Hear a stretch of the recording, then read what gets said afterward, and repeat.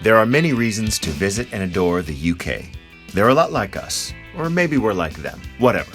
There's history, Shakespeare, football, pubs, the music, the theater, and Aston Martin. But there's more, like British humor. They drive on the wrong side of the road and they talk funny.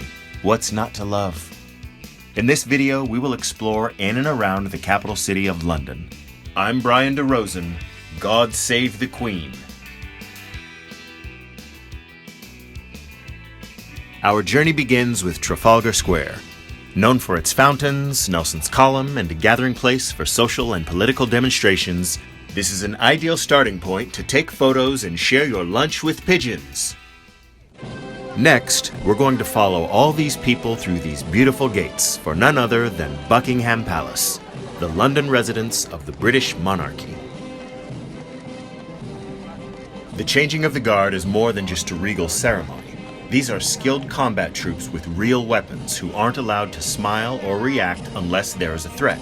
And they aren't allowed restroom breaks. What's more patriotic than that, you ask? Nothing. A few blocks to the east is the Gothic cathedral, Westminster Abbey, first built more than 900 years ago.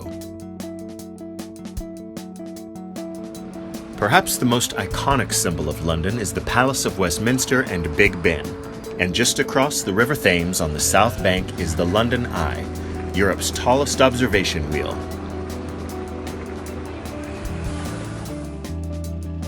Our first castle is the medieval Tower of London. Now if I can just figure out a way over this wall. After negotiating in several gold coins, we were able to move beyond the gate. And there she is, the tower herself. Guarded by none other than the three-eyed raven. And this guard. I wonder how long he's been holding it. Anyway, you can move about freely to see the crown jewels and explore the castle's dungeons and torture chambers. And just beyond the castle walls is London's famous Tower Bridge. Another sight you can't miss is St. Paul's Cathedral, known for its dome, architecture, and galleries, most notably the Whispering Gallery. If you're up to the challenge, you should also consider climbing 528 steps to the observation deck for breathtaking views across the city.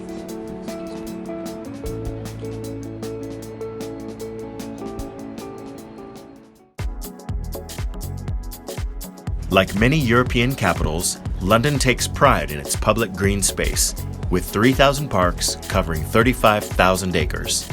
Stretching east from Buckingham Palace is St. James, one of London's 8 royal parks. You may also enjoy Regent's Park, home to the London Zoo, and Hyde Park, home to Kensington Gardens. London is also known for its museums. There's no better way to experience the culture, history, and art of Great Britain.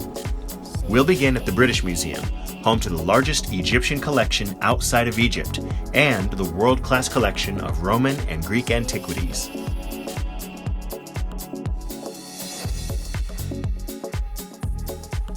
If you're a fan of war history like myself, you must visit Winston Churchill's underground bunker, the preserved command center where he ran the government and commanded the military during World War II and the Nazi air raids.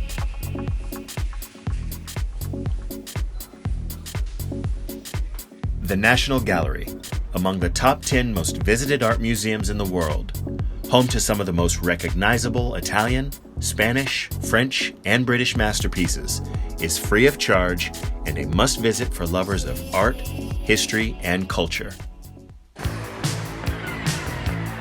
The British have been getting drunk daily on great beer at great pubs for more than 1,000 years. Here are a few of my suggestions. The Salisbury, the Old Crown, and the Blackfriar. And this is how you'll feel if you visit all 3 in one night. Let's be honest, the Brits are not really known for their food, but I had some great meals in London. Check these out. For fish and chips, Bonnie Gull. Bangers and mash, the Brownswood. And for shepherd's pie, the Ivy.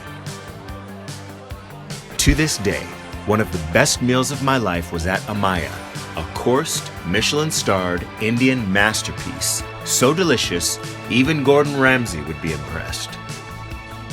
For those of us who love shopping, London has some of the best avenues on the planet. They include Oxford Street, home to Selfridges, Bond Street, King's Road, and Knightsbridge, home to world-famous Harrods. To gain a true sense of Great Britain, you must venture beyond the capital. But if you do, beware the moon and keep clear of the moors. Our day tour begins at Windsor Castle. The largest occupied castle in the world, is 1,000 years old, has 1,000 bedrooms, and is one residence of Queen Elizabeth II. Parts of the castle are open to the public, and convenient day tours from London are an affordable way to see impressive sights beyond the city.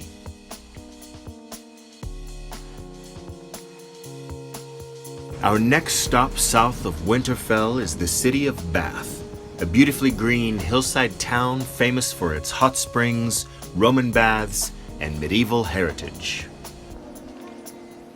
And here they are, the famous Roman baths. This green water bubbles up to a geothermal temperature between 150 and 200 degrees Fahrenheit. Care to go for a swim? Stonehenge, one of the world's greatest mysteries, is our final stop for the day. In the middle of a wide open field, these prehistoric 50,000-pound stones leave you feeling small, at a loss for words, and filled with wonder.